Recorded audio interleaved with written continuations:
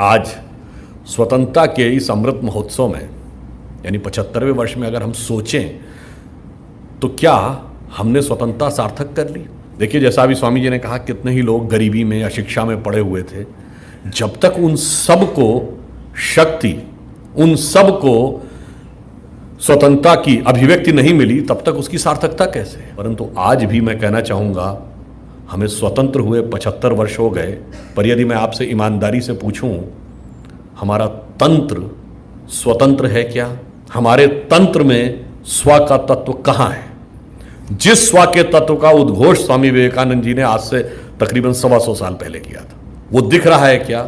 ना।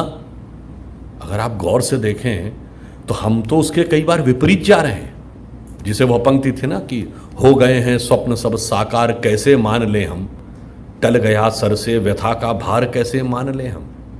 वेश वाणी तत्व दर्शन दूसरों का यह सभी ले, विकृति को हम ग्रहण करते, निज प्रकृति को आज भूले। इस विदेशी नकल को अब अस्मिता क्या मान ले हम, हो गए हैं स्वप्न सब साकार, कैसे मान ले हम। तो जो विचार है कि तंत्र में स्व का संघर्ष अभी भी चल रहा है। हमें स्व राज मिला मगर स्व का भाव नहीं मिला, और स्वामी जी ने जिस बात को उद्घोष किया था वह स्व का भाव था, स्व का वो स्वरूप बताया कि भारत है क्या। जब उन्होंने ये बात कही कि आई रिप्रेजेंट, देखिए उस समय हम युवा दिवस मनाते हैं उनके जन्मदिन पे, और क्या कहते हैं, we are the youngest country in the world. पर हम स्वामी विवेकानंद जी के जन्मदिन 12 जनवरी को ही युवा दिवस क्यों मनाते हैं? कारण जानते हैं क्या? उसमें भी देखिए एक हमारे स्वतंत्रता का की एक सार्थकता का भाव है। Because if I say that we are the youngest country in the world, this is truth, but this is half truth. The full truth is we are the youngest country and the oldest civilization. That's what young Swami Vivekananda ji has said, that I represent the oldest order of monks and which has given thought to enlighten to everybody on this earth. तो Swami Vivekananda youngest nation और oldest civilization दोनों को represent करते हैं। और जो उन्होंने अपने शिकागो की वक्तृता आपने सुनी हो तो उन्होंने क्या कहा, हम ही वो हैं जिसने दुनिया में सबको कोहेरेंस के साथ रहना सिखाया। यूनिवर्सलाइजेशन की जो उन्होंने बात कही, क्योंकि भारतीय संस्कृति ही एकमात्र है। अब मैं आपसे एक छोटा सा बात पूछूं, if I ask you name a single country on earth which is having all religions on earth. इस दुनिया में जितने धर्म मजहब संप्रदाय पाए जाते हैं वो किस देश में पाए जाते हैं? एक ही देश है दुनिया में, वो है भारत। वो ज़ोरोस्ट्रियंस जो अपनी धरती से खत्म हो गए ईरान से, वो अगर आज बचे हुए हैं तो भारत में, और बचे ही नहीं हुए हैं किस स्थिति में हैं? JRD टाटा, होमी जहांगीर भाभा, और अभी वैक्सीन बनाने वाले आधार पूनावाला, तो इतना फ्लरिश कर रहे हैं। छोटे पहले मैं छोटे लोगों की, माइनॉरिटीज की बात करता हूं, जो बहुत कम संख्या में 0.1% and the most educated minority. अब आप आइए, ज्यूज, जब इजराइल बना तो ज्यूज के ऊपर पूरी दुनिया में जो अत्याचार हुए उसके ऊपर इजराइल ने बाकायदा एक डॉक्यूमेंटेड हिस्ट्री बनाई। ये पूछा गया हर देश में रहने वाले ज्यूज से कि आपने क्या क्या परसिक्यूशन फेस किया, और सिर्फ भारत ही एक देश था जहां के ज्यूज ने लिख के भेजा कि forget about persecution, we never faced any discrimination on account of being a ज्यू।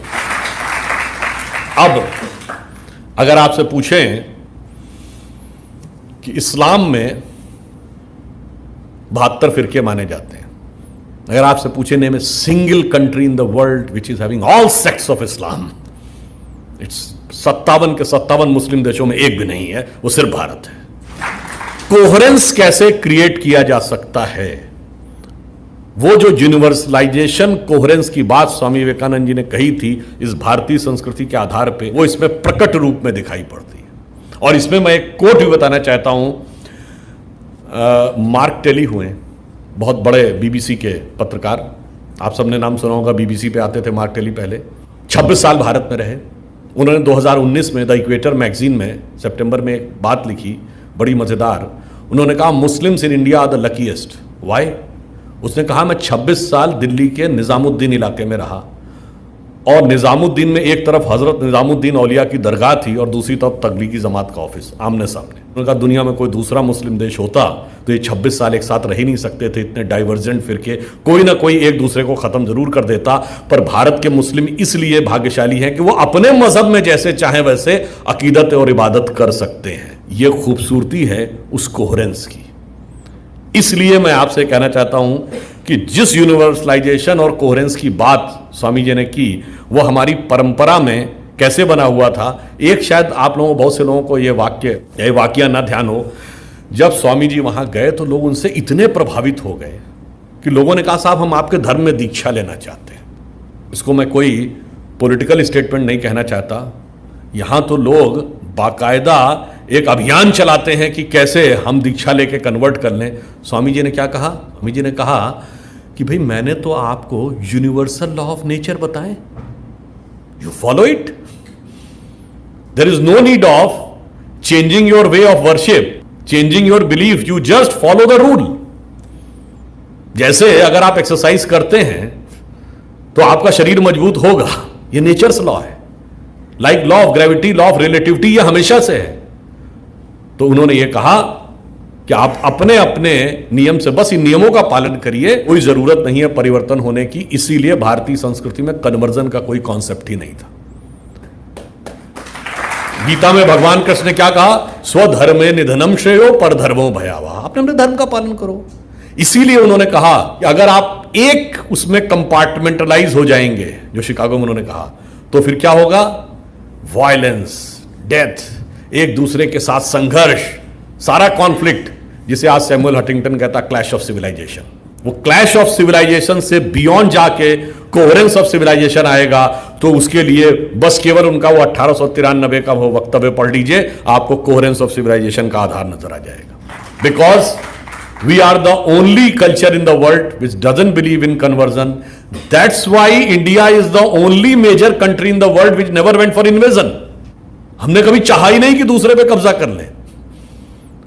हमने तो कहा अपने पे कब्जा करो, अपने मन पे नियंत्रण करो, दुनिया पे नियंत्रण करने की आवश्यकता नहीं है।